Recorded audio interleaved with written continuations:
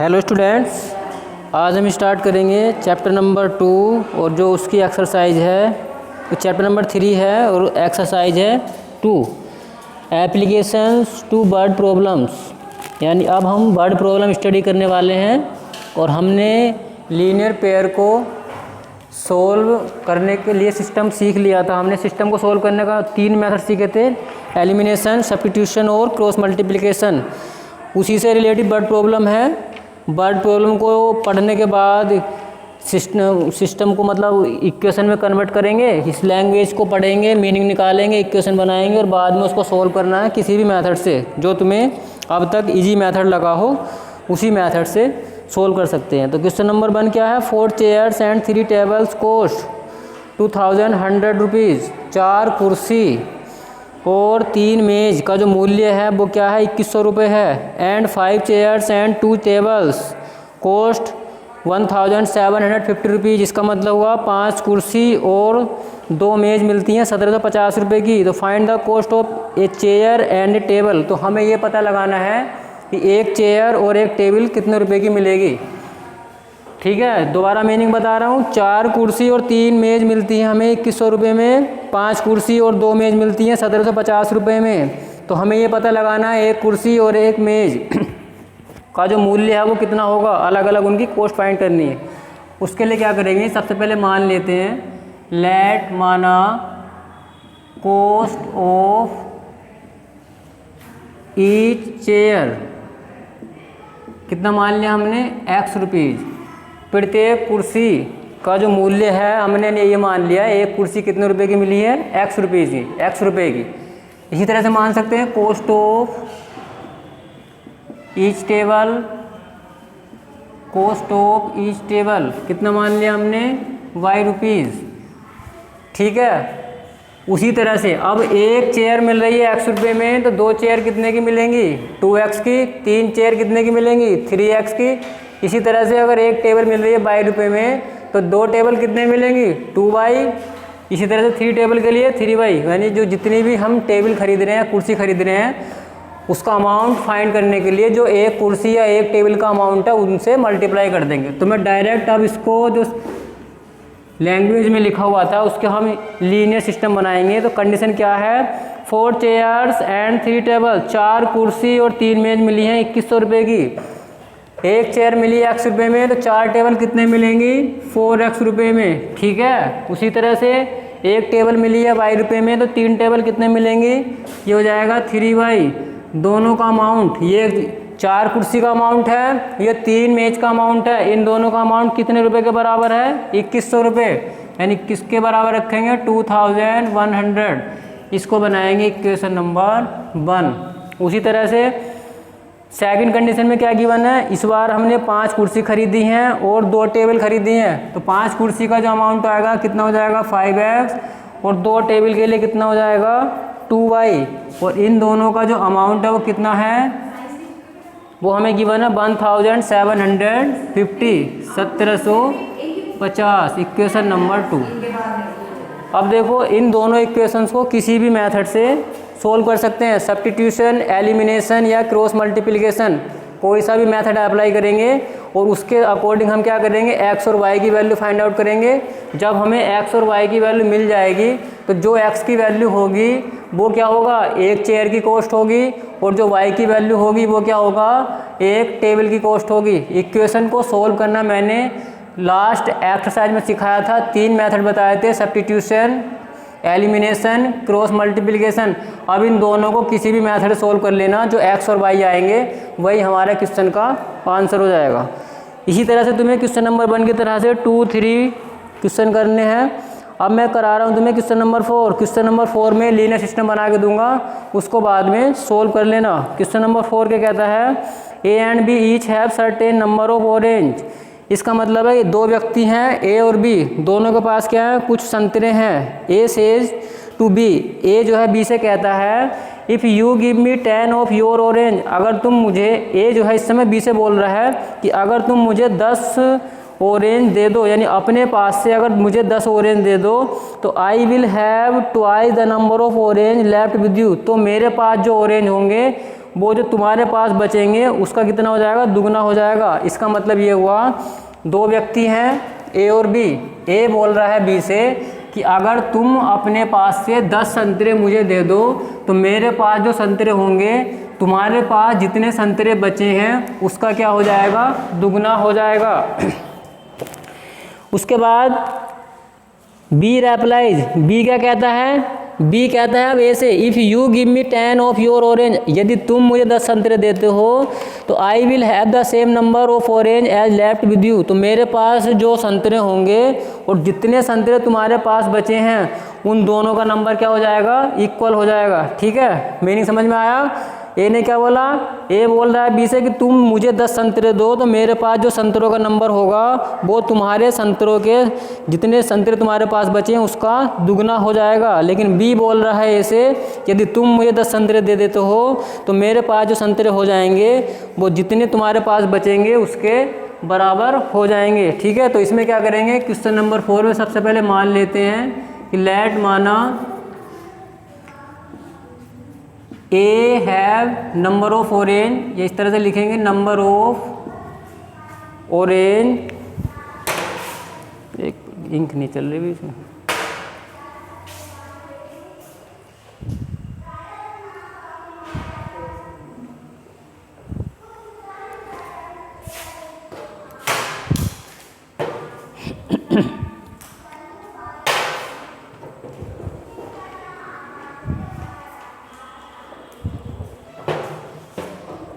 तो उसके लिए क्या करेंगे, सबसे पहले मान लेते हैं लेट माना A have number of orange is equal to X and B have number of orange is equal to Y.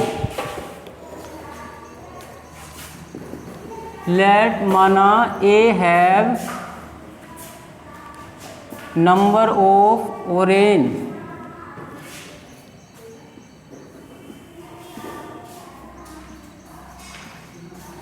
Is equal to X और बी हैव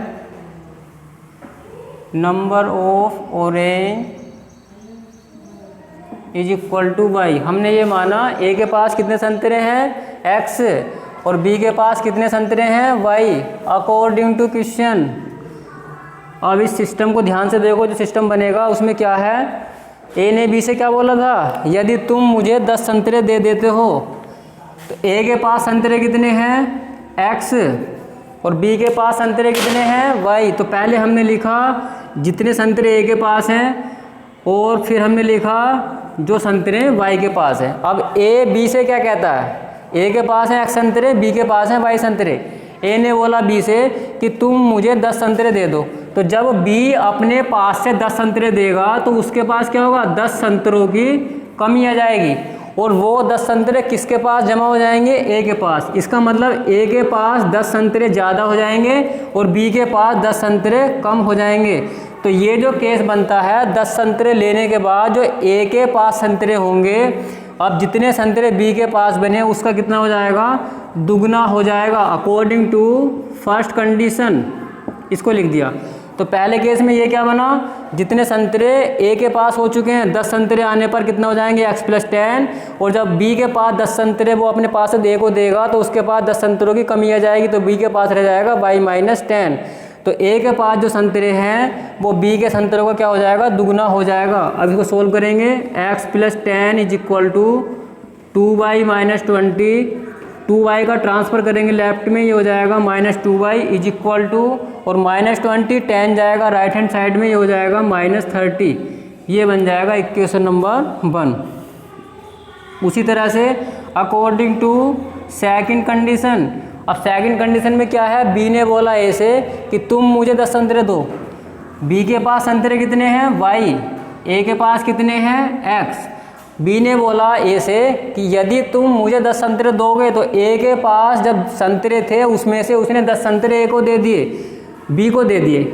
जितने संतरे ए के पास थे उसमें से 10 संतरे बी को दिए, तो ए ने दिए बी को, तो बी के पास 10 संतरे ज़्यादा हो जाएंगे और ए के पास 10 संतरों की कमी आ जाएगी। तो उसने क्या बोला था, बी ने ऐसे बोला कि यदि तुम मुझे 10 संतरे दे देते हो तो मेरे पास जो संतरे होंगे वो तुम्हारे पास जितने संतरे बचे हैं उन दोनों की संख्या किसके बराबर, दोनों की संख्या आपस में क्या होगी, बराबर हो जाएगी। ये संतरे हैं बी के, जब बी को 10 संतरे ए ने दिए, और ये वे संतरे हैं जब ए ने बी को 10 संतरे दे दिए हैं, तो उसके पास जो संतरे बचे हैं उनका नंबर आपस में क्या है, इक्वल है। इसको सोल्व कर लेंगे तो x y का ट्रांसफ़र करिए लेफ्ट में -y, और इस -10 को इधर ले आओ, y का ट्रांसफ़र किया राइट में और -10 को ले आओ लेफ्ट में, तो ये हो जाएगा इधर आके पॉजिटिव, कितना बन जाएगा 20। इक्वेशन नंबर 1 और इक्वेशन नंबर 2 को सोल्व कर लेंगे, जो x और y की वैल्यू आएंगी वही क्या होगा, a और b के पास संतरों की संख्या हो जाएगी। ठीक है, इसी तरह से तुम्हें करने हैं क्वेश्चन नंबर 5, 6, 7, 8। अब मैं क्वेश्चन करा रहा हूँ तुम्हें 9। क्वेश्चन नंबर 9 की जो लैंग्वेज है उसका मैं तुम्हें सिस्टम बना के दूंगा और बाद में उसको सोल्व कर लेना। ठीक है, क्वेश्चन नंबर 9 में क्या है, a landing library has a fix charge for the first 3 days and an additional charge for each day thereafter. इसका मतलब ये है, अगर हम कोई लाइब्रेरी से बुक लेते हैं तो 3 दिन का चार्ज तो फिक्स है कि हमें उतने रुपए देने पड़ेंगे, लेकिन अगर 3 दिन से ज़्यादा दिन के लिए हम बुक लेते हैं तो चार्ज जो लगेगा, जो 3 दिन का चार्ज फिक्स है, उसके बाद जो चौथा दिन होगा उसका चार्ज थोड़ा अलग है। यानी शुरू के 3 दिन का चार्ज फिक्स है और 3 दिन के बाद जो एक्स्ट्रा दिन होंगे उनके चार्ज अलग कंडीशन से लिया जाएगा। ठीक है, उसने क्या बोला आगे, Sarita paid 27 rupees for a book kept for 7 days। Sarita ने 7 दिनों के लिए कोई बुक ली है और उसने उसके बदले क्या किया, उस लाइब्रेरी का चार्ज दिया है 27 रुपये। 7 दिन बुक रखने के बाद उसने 27 रुपये दिए। उसके बाद क्या, वाइल सुशी पेड, जबकि सुशी ने क्या किया है, 21 रुपये दिए हैं for the book she kept for 5 days, जबकि उसने बुक कितने दिनों के लिए रखी है अपने पास, 5 दिनों के लिए। मीनिंग ये है कि सरिता ने 27 रुपये दिए हैं 7 दिनों के लिए और सुशी ने 21 रुपये दिए हैं 5 दिनों के लिए। तो हमें ये बताना है कि लाइब्रेरी का फिक्स चार्ज कितना था और पर डे का चार्ज कितना था जो एक्स्ट्रा लिया गया। पहले ही बोला गया लैंग्वेज में कि शुरू के 3 दिनों का चार्ज फिक्स है, तो पहले हम उसी को मान लेते हैं कि लेट माना fixed charge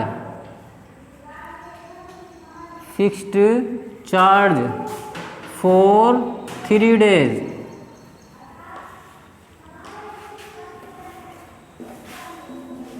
fixed charge for first 3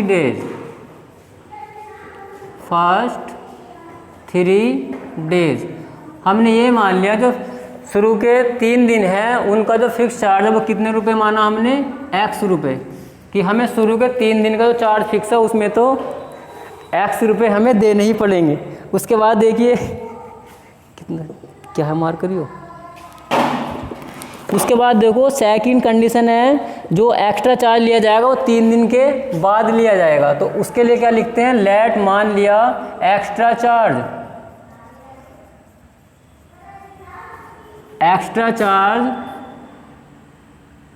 after extra charge for after first 3 days। प्रथम 3 दिन के बाद जो एक्स्ट्रा दिन होगा उसका जो चार्ज हमने कितने रुपए मान लिया है, y रुपये। ठीक है, कि शुरू के 3 दिन का चार्ज x रुपये है और बाद के शुरू के 3 दिन के बाद जो चार्ज होगा उसको हमने क्या मान लिया है, extra charge for after 3 days, या इसको ऐसे लिखो पर डे के हिसाब से लिखो भाई, थोड़ा लैंग्वेज गलत है। Extra charge of per day, extra charge of per day after first 3 days। इसको हमने क्या मान लिया है, y रुपये। ठीक है, तो y रुपये मान लिया। शुरू के 3 दिन में x रुपये देने तो फिक्स्ड है, और जो उसके 3 दिन के बाद जो एक्स्ट्रा पर डे के साथ चार्ज लिया जाएगा वो कितना रुपये देना पड़ेगा हमें, y रुपये। तो अकॉर्डिंग टू क्वेश्चन शर्त क्या है, पहली कंडीशन में गिवन है सरिता ने कितने दिनों के लिए बुक रखी अपने पास? 7 दिनों के लिए। और अमाउंट कितना पे किया उसने? 27 रुपये। तो 7 दिन को ब्रेक करेंगे 3+4 में। क्यों लिखा? क्योंकि शुरू के 3 दिन का चार्ज फिक्स है, तो 3 दिन तक तो उसे x रुपये देने पड़ेंगे। और फिर क्या करना पड़ेगा? जो 3 डेज के बाद 4, 5, 6, 7 इस तरह से डे आएंगे, उसका चार्ज पर डे के हिसाब से लगेगा।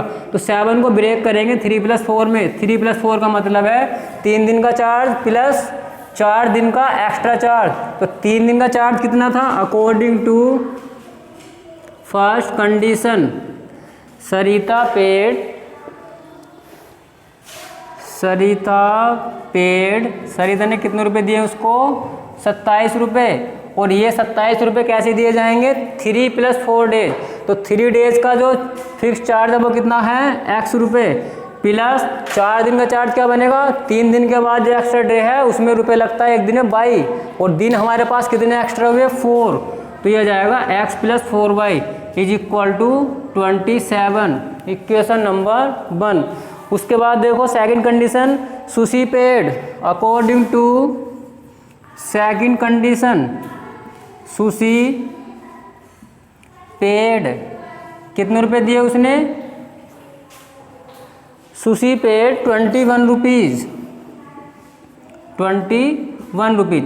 अब सुशी ने बुक जो अपने पास रखी थी वो रखी थी 5 दिनों के लिए। 5 दिन को कैसे ब्रेक करेंगे? 3+2 में, क्योंकि 3 डेज जो है वो फिक्स हैं। तो 3+2 3 दिन का फिक्स चार्ज जो है वो लिया जाएगा, प्लस एक्स्ट्रा डेज कितने लिए हैं? 2, उसके लिए अलग हो जाएगा। तो 3 दिन का तो x हो जाएगा, और 2 डेज, एक दिन का y था एक्स्ट्रा के लिए, तो 2 दिन में कितना हो जाएगा? 2y = 21।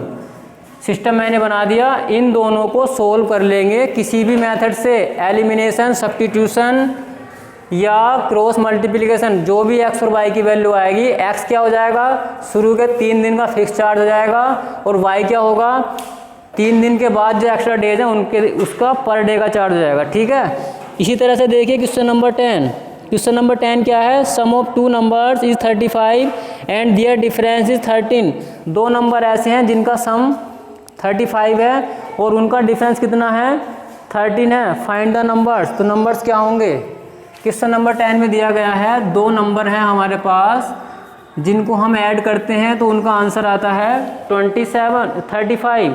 और जब उन्हीं दोनों नंबर को डिफरेंस करते हैं तो आंसर हमारा, डिफरेंस का आंसर आता है 13। तो वे नंबर क्या हैं? तो सबसे पहले क्या करेंगे? मान लेते हैं, लेट माना फर्स्ट नंबर हमने क्या मान लिया? x,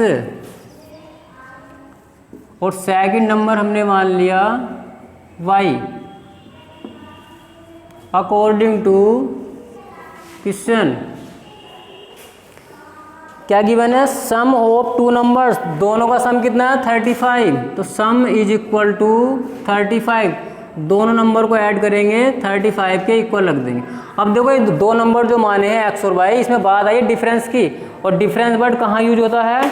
बड़े नंबर में छोटे को घटाना। तो हमने क्या किया? इसमें बड़ा नंबर मान लिया x। तो यहाँ पे लिख सकते हैं एंड x > y। हमने मान लिया कि x जो है y से बड़ा है।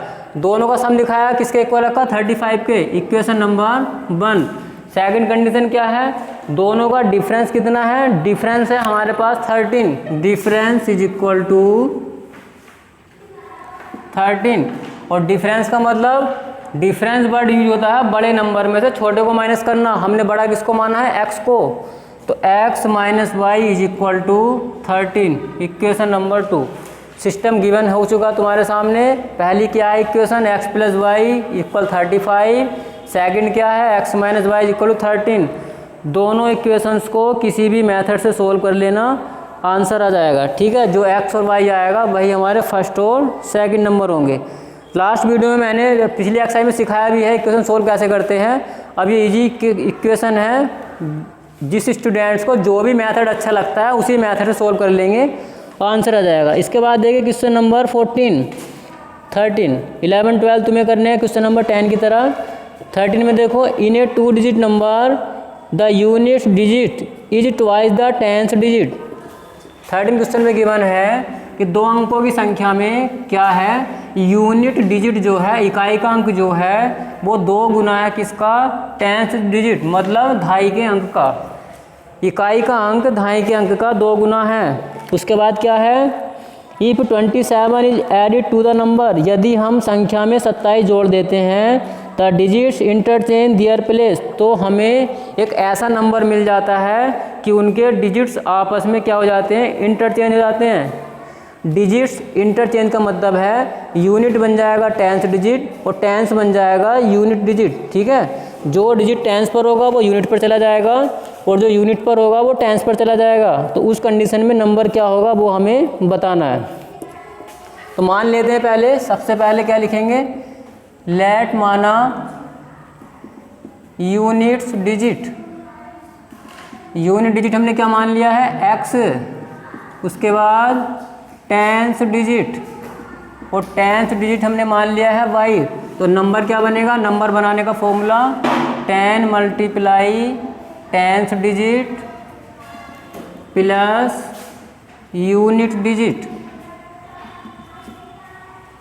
तो 10 मल्टीप्लाई टेंस कितना है, y है, और यूनिट कितना है, x। तो नंबर क्या बना हमारे पास, 10y plus x according to question. शर्त क्या है, कंडीशन है यूनिट का जो डिजिट है वो डबल है किसका, टेंस का। Unit according to question in first condition, first condition में क्या है, यूनिट्स डिजिट ये जो है डबल है कि दुगना है किसका, टेंस डिजिट का।